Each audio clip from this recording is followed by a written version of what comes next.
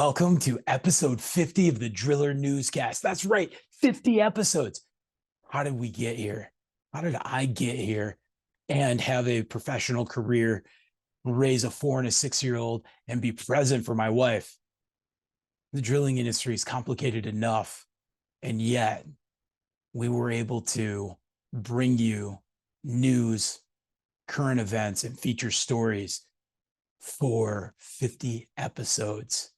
And the crazy thing about it is, as I asked my publishers at BMP Media if we could start this series, the question throughout the industry is there really 30 minutes of content that we can produce weekly?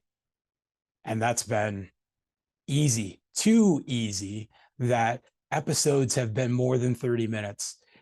And that's what makes episode 50 so special to my heart, is all too often in these great interviews that happen at nights and on weekends and early in the morning, because we're all busy individuals, there's way more than 30 minutes or 20 minutes or 5 minutes, whatever's allotted for that episode. And so great advice and insight falls to the cutting room floor because it just doesn't fit. So we're going to bring some great advice and insight about our awesome industry into episode 50. And we're going to start with part 1. Jeff Williams, former National Groundwater Association president, one of the best knowledge sharers and advocates for our industry, and also vice president of Spafford and Sons Well Drilling. I don't know how that man has any time to do as much as he does. And he's going to talk about when he knew he wanted to be a water well driller. Next, we have leadership columnist Jake Fletcher, who gives advice on entering the industry. And we'll wrap part 1 with Dwayne Graff, Well Initiatives in Canada, who's going to talk about how to learn from the right people in the drilling industry. I hope you enjoy. Thank you for participating in all of these great episodes. And let's get started. You once told me a story, and it may be in one of the print editions from years ago, but you weren't born into this industry. Your father was working in it, and you went to I believe it was elementary school or career day and said something. Will you tell that story to our audience? So that's what it was. It was career. It was in 4th grade. It was in Mrs. Center's class, and I'll never forget the day I was in there. And everybody got up and said, "What do you want to be when you grow up? What do you want to be when you grow up?" And there were doctors and lawyers and dentists and police officers and professional firemen. And I stood up and said, "I want to be a well driller just like my father." And that was back in the 4th grade, and they laughed at me. I took that pretty serious at that point in time. And I said, "I'll prove you guys wrong." So here I am 42 years later, and still in the industry and on the back of a drilling rig every day. I was sure about what I wanted to be. I always loved the equipment. And I love tearing things apart. I had more stuff torn apart that I couldn't get back together that you could shake a stick at. But it's my passion. Right, and it really is, and I enjoy it. We're just getting off some deep 8-inch wells, grouted 8-inch holes for supply and injection for geothermal, and I'm the one doing them. I'm running the drill. We're doing all the work, and it's just very satisfying. So that's what I find, that hands-on satisfying at the end of the day.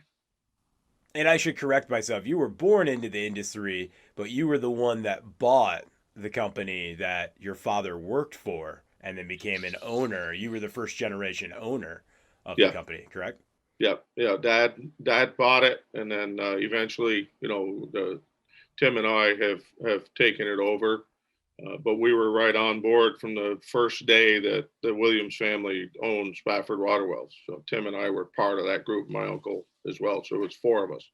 And I'm still, I guess you could call it 1.5, generation 1.5. What advice would you give that 18, 19, 20-year-old that really wants to be part of this industry, either in the military aspect of drilling or in the industrial private sector? I would say don't let interactions with people who might not be inviting to you, or who may have a different attitude about being young. I'm the type of person that I look at younger individuals today, and I see a lot of potential in them, but not everybody looks at younger generations that way. And I would say don't be discouraged when you come across people like that, because um, you have to put yourself in their shoes a little bit and just, you know, understand where they're coming from, and just don't be discouraged, because it's really a fun industry to be a part of. It's good work. We need people to come into this industry, whether it's in the military or in the private sector. So we can't really afford for people to be scared away just because there might be some grumpy person in the office. And so that would be my biggest advice. And then just also, you know, if you really want to be a part of this industry, get as much information and knowledge as you can. Just soak it up as much as possible. Um, there's so many aspects to drilling. And today there's so many different methods for drilling. And there's so many people out there that are willing to help you. I've had folks reach out to me, via email and stuff from articles, and it's just I enjoy the collaboration of the industry. So, uh, you know, don't be discouraged, and be like a sponge. That's my best advice. What is one of the biggest lessons you've learned in the drilling industry?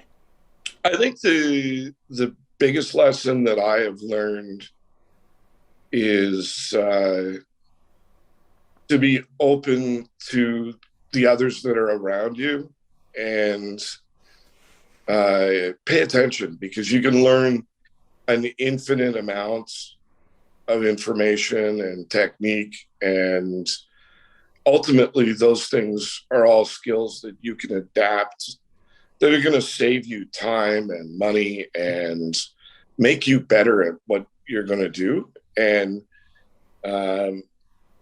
interestingly enough, when I started, and I don't think this is even different today, a lot of those people that are, the real experts and the guys that are really good and know what they're doing, they're often the most introverted, and they don't talk a lot. They don't say much. And so you have to take your time to open yourself up to let them know that, hey, you want to learn, and help me, get as good as this as you are. And, I took that approach with a couple of people that were, really fantastic drillers. And I was able to learn a lot in a short period of time, which, helped me get to where I am today. And I think the other thing about this industry is, the first person that you run into that says they know everything, they don't. If I always look back at that, the Green Bible, the Johnson Groundwater and Wells book, and someone once said to me, they handed me the book when I'd first seen it, and they said, if you know 10% of the information in this book, you're going to be a wizard. And I still think it's true, because there's still so much stuff in there that I don't know, and a lot of others don't know. So there's always opportunity to learn and develop as you move forward, which is one of the saving graces of the industry. Because if you're not interested in what you're doing, what's the point, really? I couldn't agree more. And I don't pretend to ever know what's in the Groundwater and Wells book, other than I have now put enough tabs and bookmarks into it that it's probably over. It's almost like I might as well just open the book from page one and read, because I've dog-eared or highlighted something on nearly every page, and it's an invaluable resource. And I think Marvin Glockfelty's Art of Water Wells is just equally a wonderful book. And I think Tom Hanna and Schneider's book, Operational Stages of a Well, are three books that we heck, they should probably become audiobooks one day. Maybe we can get Morgan Freeman or somebody fun to read and teach us while we're driving down the road. Thank you, gentlemen. That was great insight on entering this industry. For part two, we're going to talk about being the expert, understanding our technologies, adopting technologies, understanding our equipment. And we start with the legendary Garen Eubanks of Eubanks and Associates, of Eubanks rigs, of in situ thermal conductivity tests, one of the godfathers of the geothermal industry. And he's going to drop some knowledge on working on PDC bits before we started adopting them and advancing the industry. Next, we're going to jump back to former National Groundwater Association president and geothermal and water well driller Jeff Williams. So he talks about being the expert in the room and the value that is to your company.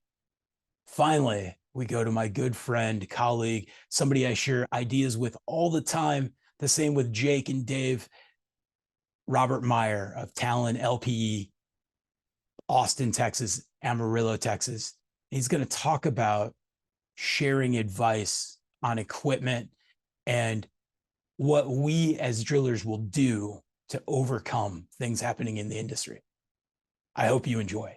I sat in a IADC conference a few years ago with a gentleman from NASA that goes, listen, we have spent billions of dollars trying to figure out how to remove an astronaut from landing, the space shuttle.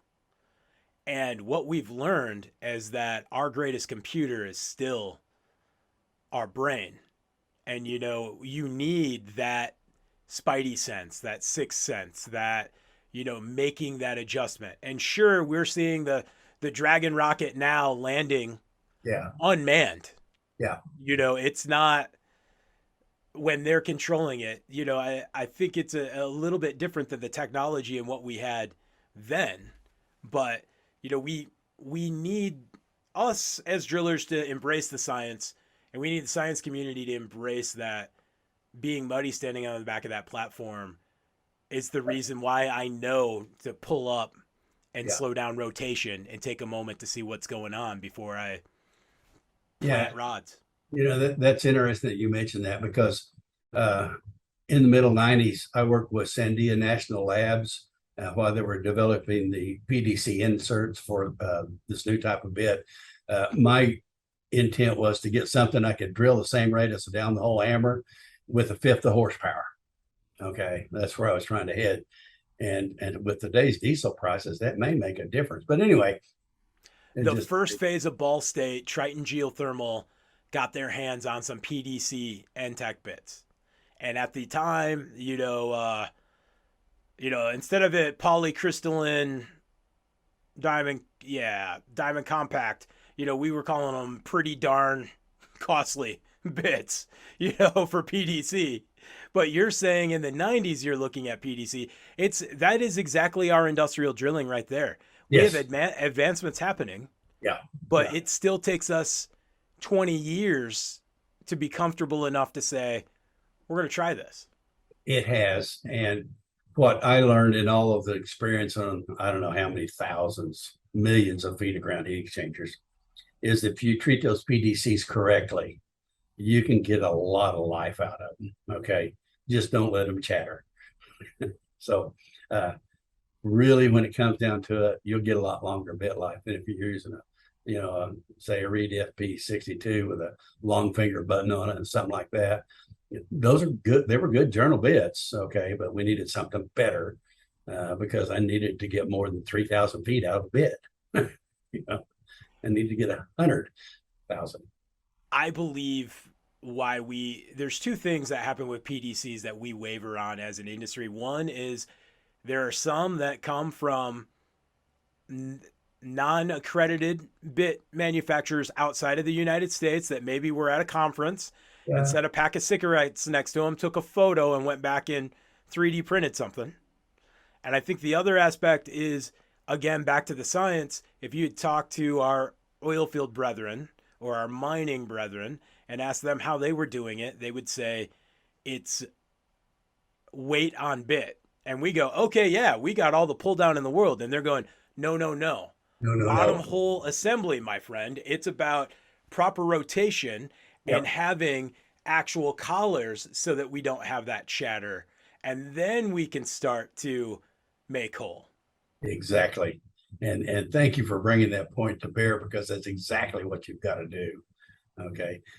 If you do that right, man, those PDCs will last a long, long time, and they'll make you a lot of money. And that's what we want.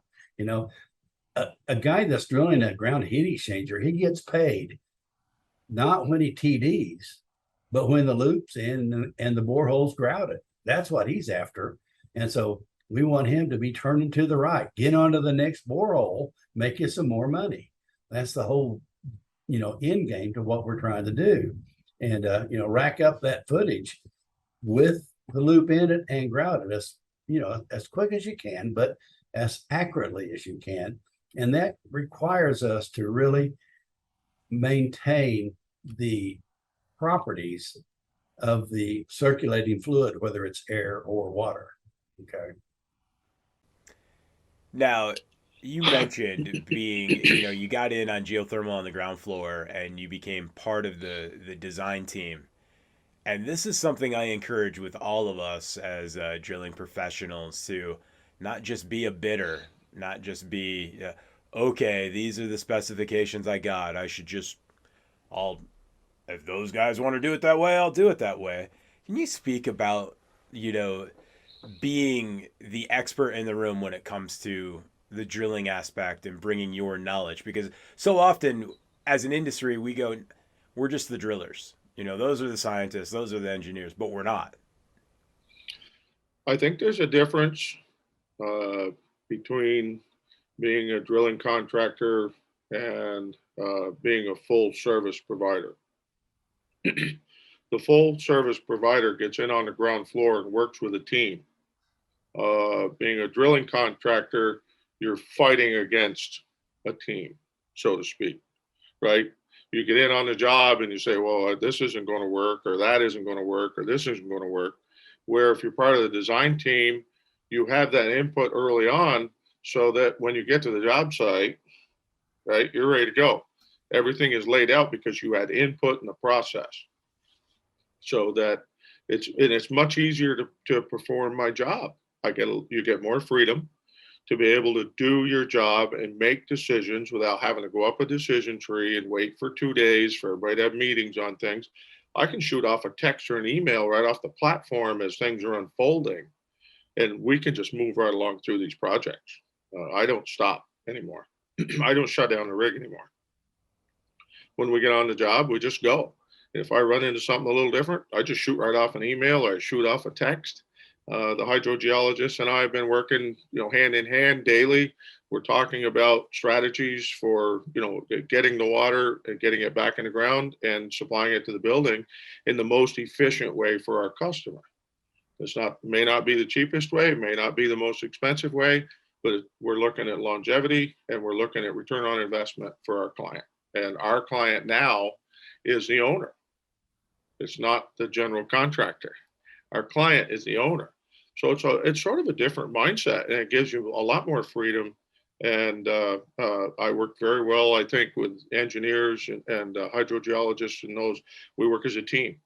Instead of working against a team, you're working with a team. I think there's a lot to be said for that. Does that allow you to bid at the value that you need for your company to be sustainable? It does. It allows me to put numbers in that are real numbers that we can go out and we can do the job, and we can hopefully stay within those numbers. There's always that pressure, right?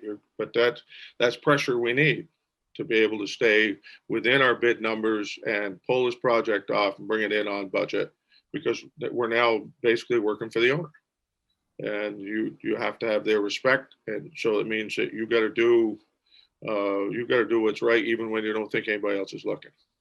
I was talking to another contractor a couple of weeks ago, contractor owner, and we were just talking about hiring and talking to some of our staff as we work through the weirdness of the last 18 to 24 months between the oil and gas price war and what that's done to our economy here in Texas, specifically in our industry, and followed by COVID, and then followed by shortages, and man, we can't get trucks, and there's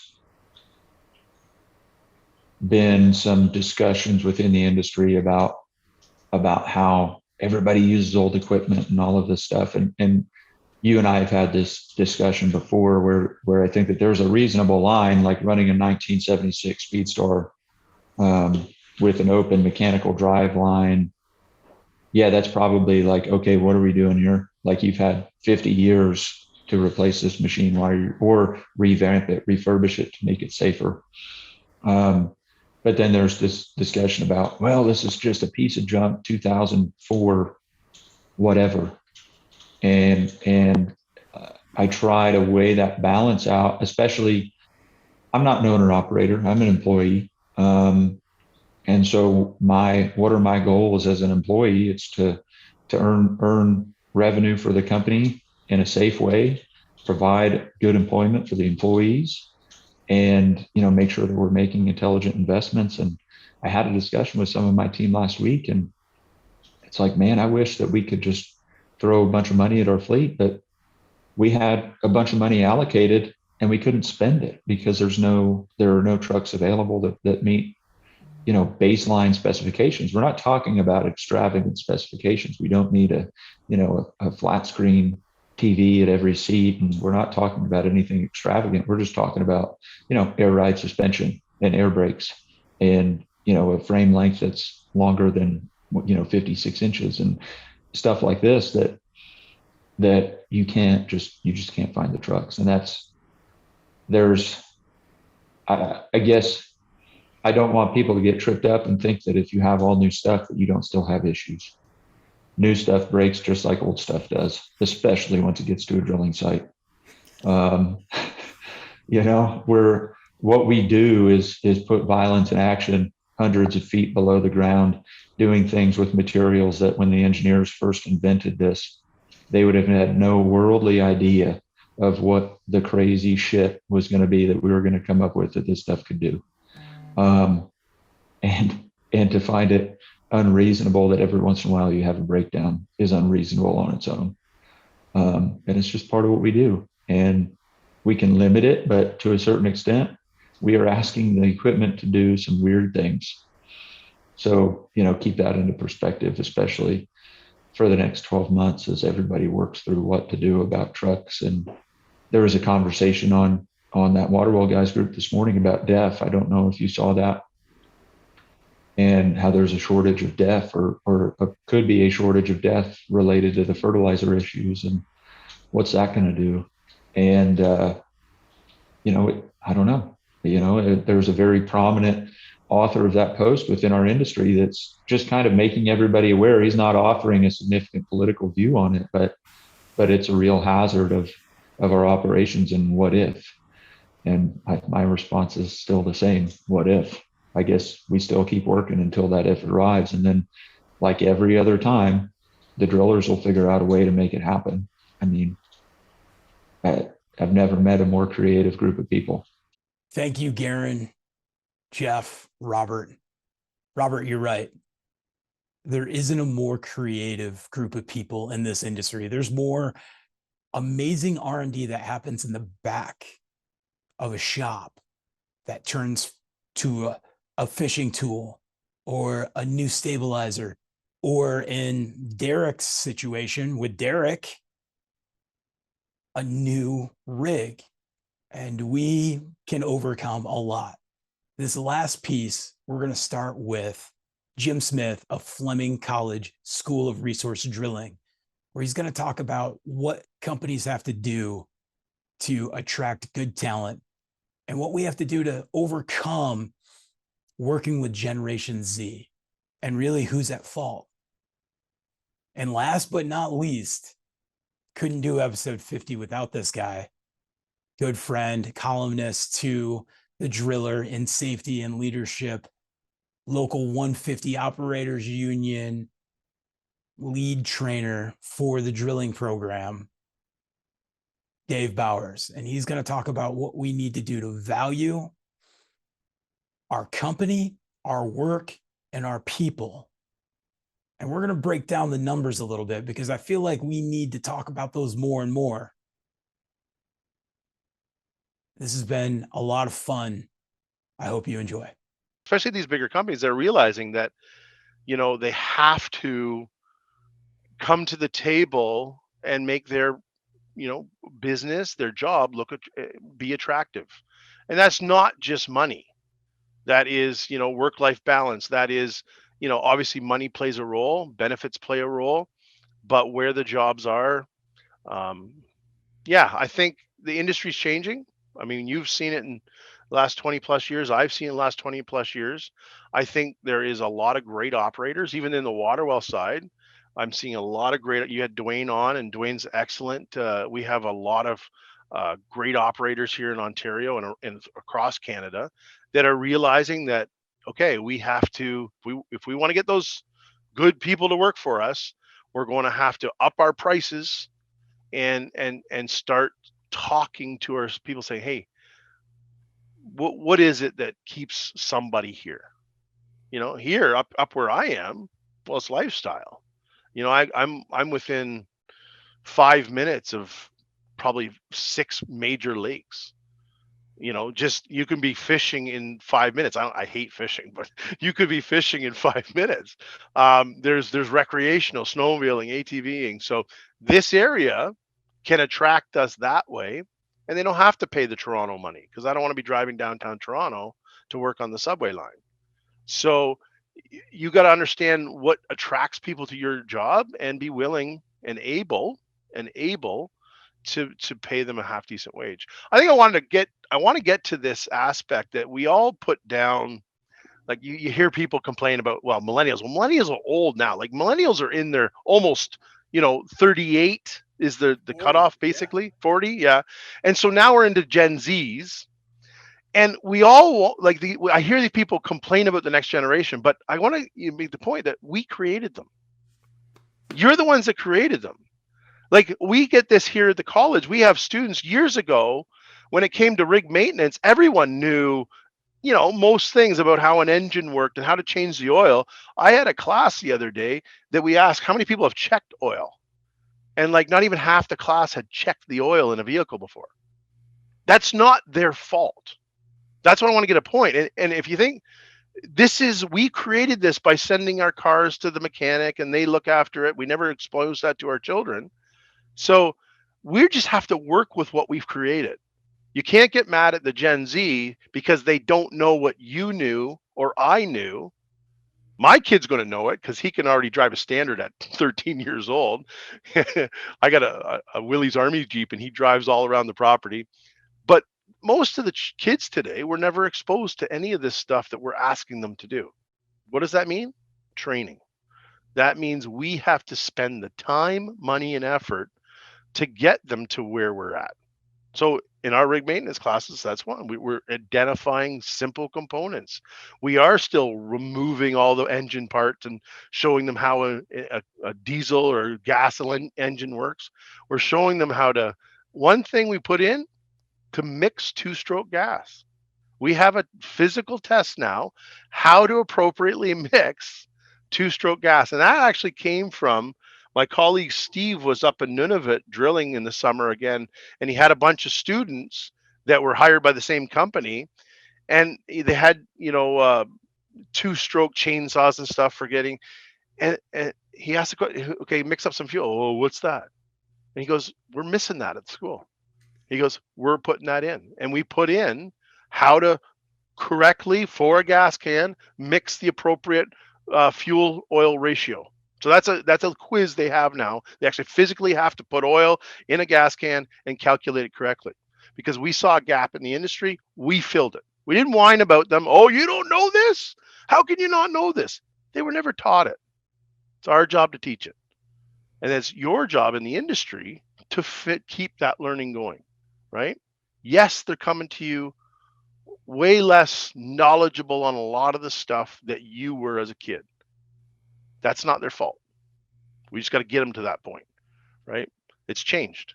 And you can kind of whine about a Gen Z all we want, but we're the generation, or the generation before us, is that created them. So, And Gen Z is primed. I did not prompt Jim to give the perspective that I give.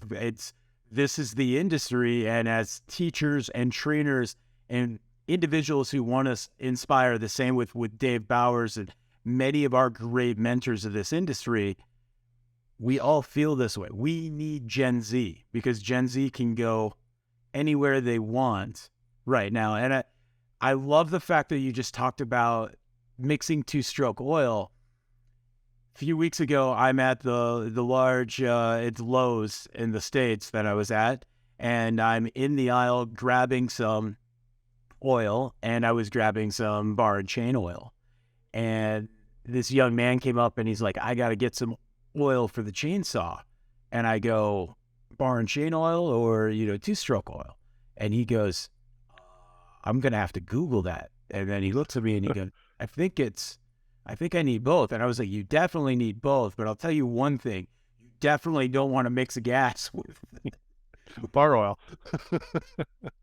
And it hit me that point that, like, we put such a focus on science and technical, tech industry and medical and Wall Street that we got a generation of parents that paid somebody because of the convenience of the internet. They could call somebody and get a builder to come put shelves up.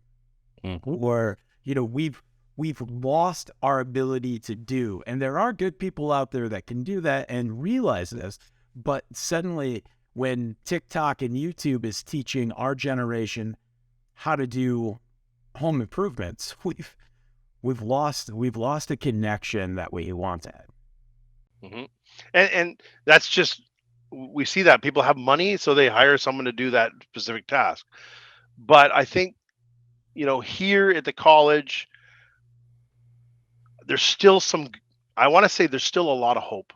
I have these students finishing today, and yes, we see this Gen Z. Yes, we see this, internet generation. But I'm telling you, when you set clear expectations and you say, we need to get to this point, they do step up. That's one thing I have not saw a change in my years of teaching, is in most cases, students, yes, may have initially less development in some areas, more in other areas.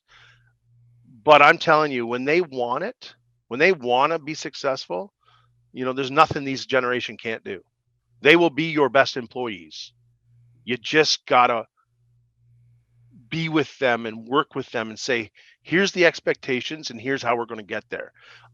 That hasn't changed. That has not changed when it comes to teaching these students. Is we still have awesome students coming out. There's always, some less than awesome students. You got to filter through them, right? Like it's like anything else. But, yes, maybe you have to show them how to change that oil. But I think if you're good with your expectations, you're willing to work with them, they're still great students. They are. I can't think of a better place to wrap up other than if you have any more wisdom and knowledge you'd like to share right now. The floor is yours. No, I think I love what's going on in the industry. I love what you're doing in the industry with the driller, with all these podcasts, and again, getting out the message that, this is an industry. It is a valued industry. It is an important industry. And that we just need those younger generations to say, I could be doing this. And we need to make the industry something that people seek after, fight to get involved in. Fight to get involved. I want to be on the back of that drill. Why? Because we've valued that position. We've put a monetary value to it. And socially, I think it serves the purpose we need. So I think it's important. If we look at the numbers, there's 166 million Americans in our job force. When we drill down into that, only 7.6 million are in construction. And then we go smaller, it's 1%, 0.5% that are actually in industrial drilling or water well. I can And- talk a little bit about, can I talk just a little bit about that? Absolutely. In our area, and we're talking, the area I cover is Northern Illinois, Northern Indiana, Northeast Iowa. We'll bring in 400 general operator apprentices this year for running bulldozers and cranes and all the dirt and hoisting and portable work. We might, for the drilling industry, bring in 25. Right? And those 25 are going to be asked to work a lot harder than those 400 are going to be asked to work. Of that, 7.6 million that are in the construction industry, when you look at from electrician to plumber, some of the infrastructure trades, they have insurance, they have 401k, they're working big projects, and insurance is expensive, and it's a part of life as you transition out of mom and dad's. It's something we all need, and it's a tough aspect with when we're looking at the value of water, or we're looking at the value of drilling, and all too often we hear drilling's the most expensive component to X, but without drilling, nothing else progresses.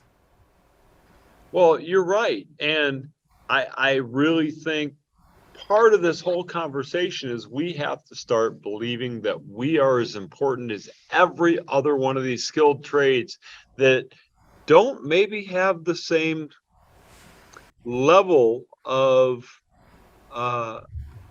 importance that our trade does, right? Think about it. Without our trade, be it water well or geotechnical, nothing else can go forward. Without geotechnical reports, you can't build that building. Without water, no one can move into that building.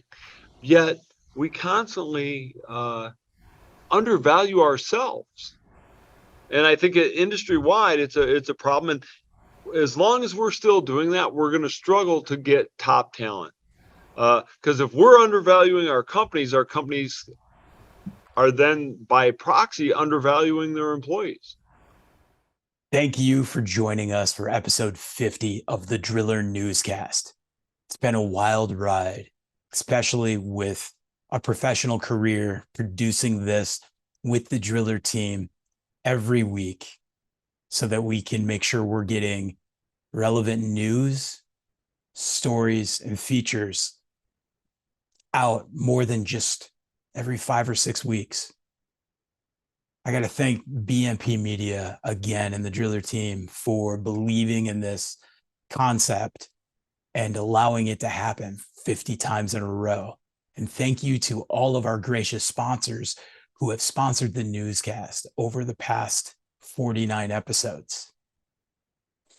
We need to be paying attention to the train derailment of vinyl chloride in Eastern Ohio and West Virginia border. It's a big deal. We're seeing water systems being affected. We need to be paying attention to WOTUS of the United States. And how is that going to affect us? The same with all of the water legislation that's going on in the Colorado Compact and PFAS limits, parts per trillion. Where are we going next? And a great way to do that is the third week of March, is to join the National Groundwater Association and head to the fly-in in DC and have your voice heard, just like all the rest of the big associations are doing. But we should be owning groundwater and the importance of that and making sure that our professional voice is being heard. Thank you again to all the great guests who have been on. And it was tough narrowing this down. There's been many other great discussions that have fallen to the cutting room floor, and I think we'll start putting them out on TikTok. Yeah, that's right. This old guy's going to get on some TikTok. You can find me at Ask Brock on TikTok, and we can push out some of those because I've had great discussions with Brian Snelton, former NGWA president from last year, and Donovan Gordon at NYSERDA for geothermal, and more with Garen Eubank and many great professionals in this industry who have gone on to write for the magazine and other magazines, because sharing knowledge is infectious and it's what we need to be doing in our industry. So thank you for joining us.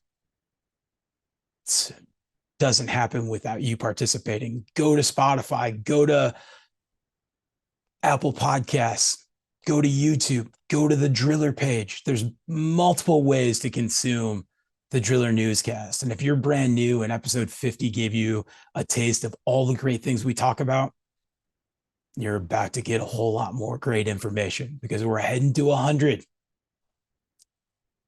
Thanks for watching. Thanks for listening. Stay classy, industry. Oh, believe me, Brock Yordy will be back next Halloween. Cheers, everybody.